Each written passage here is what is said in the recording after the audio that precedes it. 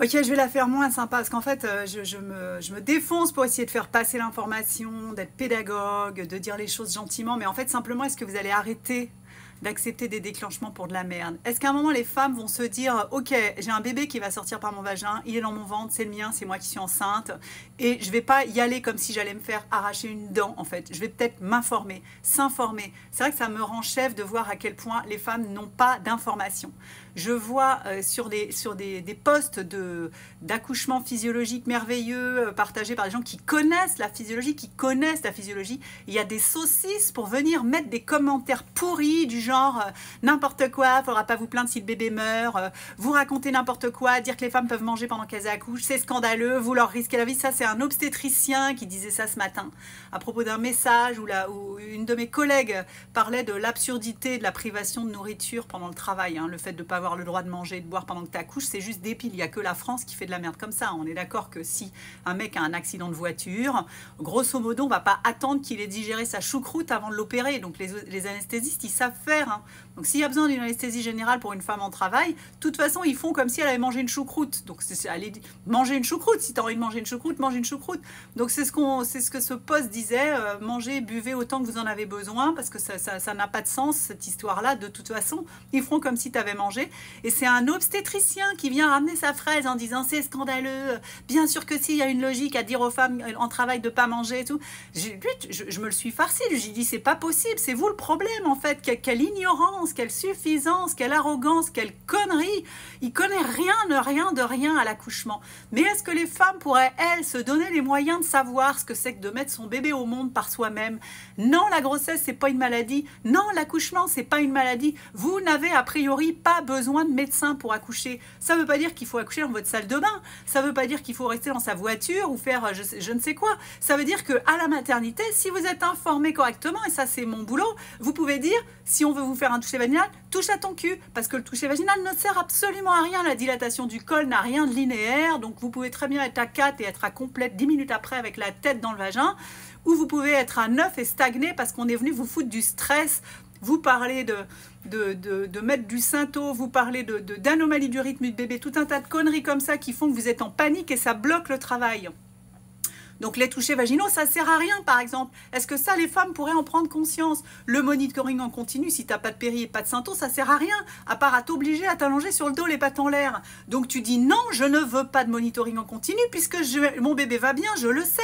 Je n'ai pas d'ocytocine de synthèse, je n'ai pas de péridurale. Donc si vous voulez le monitorer en continu maintenant, à ce moment-là, il faut monitorer en continu depuis la conception, et à la limite même pendant l'orgasme, parce qu'on ne sait jamais, un petit arrêt cardiaque pendant l'orgasme, ça peut arriver. Donc à ce moment-là, on est tous monitorés de la naissance à la mort. Ça n'a pas de sens de monitorer en continu un bébé dans le cadre d'un accouchement physio, à part à te faire suer parce que ça t'oblige à t'allonger sur le dos et que là la douleur des contractions devient insupportable et que là éventuellement tu vas demander une péri alors que t'en voulais absolument pas. Mais c'est pas pour rien s'ils te disent de te mettre sur le dos et de pas bouger pour le monito. C'est parce qu'ils le savent très bien que ça va t'emmener à prendre la péridurale, parce que ça les fait chier les femmes qui n'ont pas de péridurale. Donc là je sais qu'il y a des sages-femmes qui vont venir me casser les noix en disant que je diabolise la profession, que je dis des atrocités.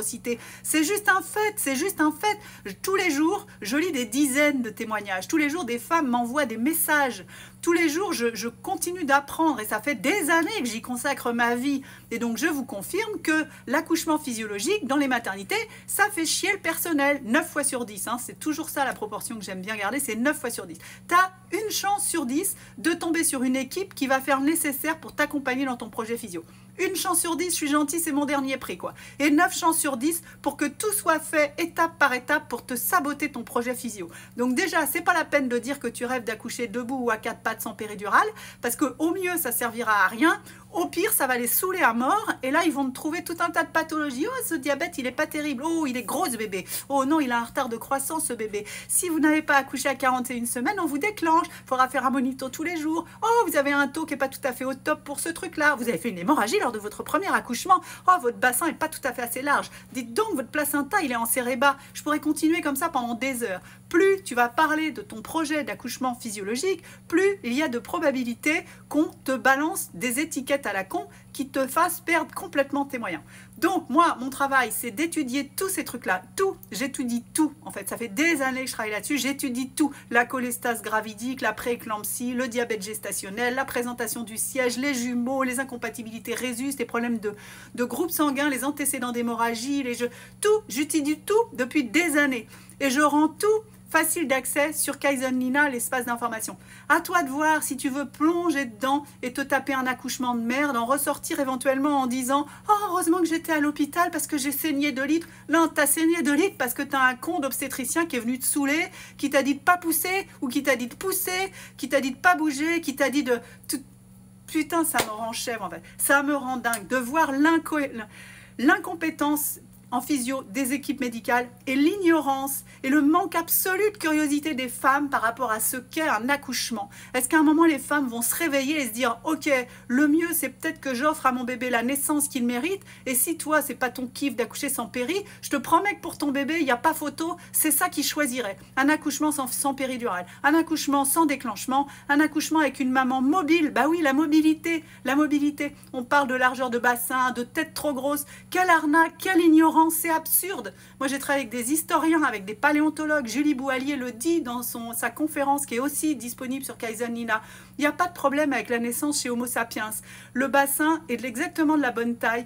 Les petites femmes n'ont pas de petits bassins. Alors on arrête avec les conneries de baby boom, la pointure. Si tu fais un petit 37, tu vas mal accoucher. C'est débile. Les petites femmes n'ont pas de petits bassins. J'ai échangé avec des dizaines de sages-femmes et dont des pointus qui sont très intéressés par la physiologie. Et alors que j'avais un petit doute sur cette histoire de couple mixte, par exemple, je parle dans tous les sens, mais vous avez l'habitude, couple mixte, un mec très très grand avec une femme très petite.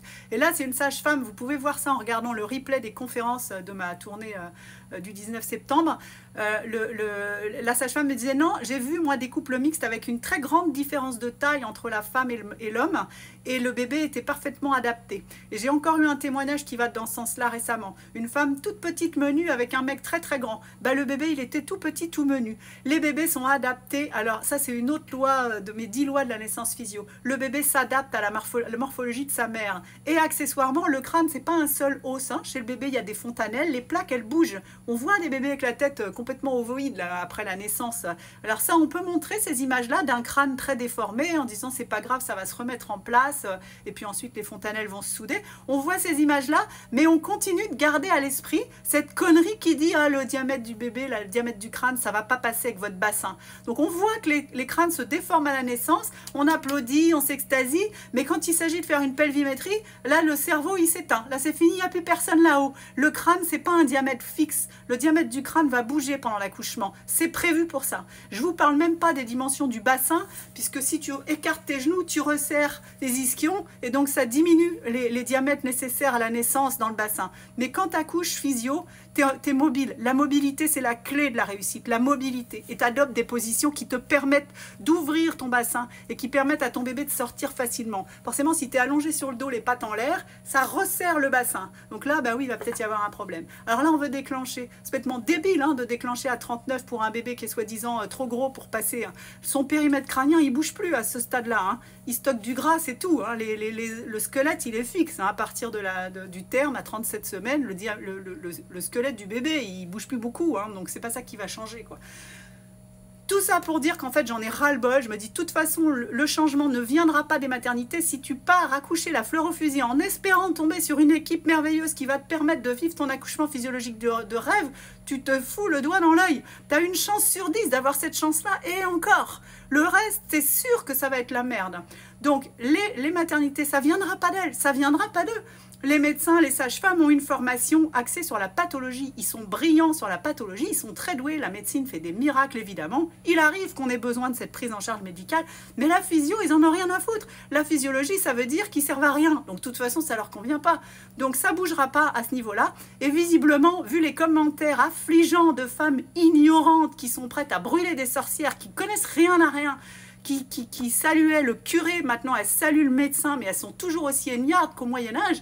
bah, je me dis on est mal barré avec la physiologie de la naissance. Ça va pas bouger, ça ne bougera pas du niveau médical et ça bougera pas au niveau des femmes. La plupart, elles en ont rien à secouer et elles viennent même emmerder celles qui savent, celles qui ont travaillé la question, celles comme moi qui bûchent, qui creusent, qui étudient, qui comparent, qui vont voir l'histoire, qui vont voir des chiffres, de la science, non, là, elles y vont, elles viennent critiquer, c'est fascinant, quoi. Donc, ne fais pas partie de celle-là.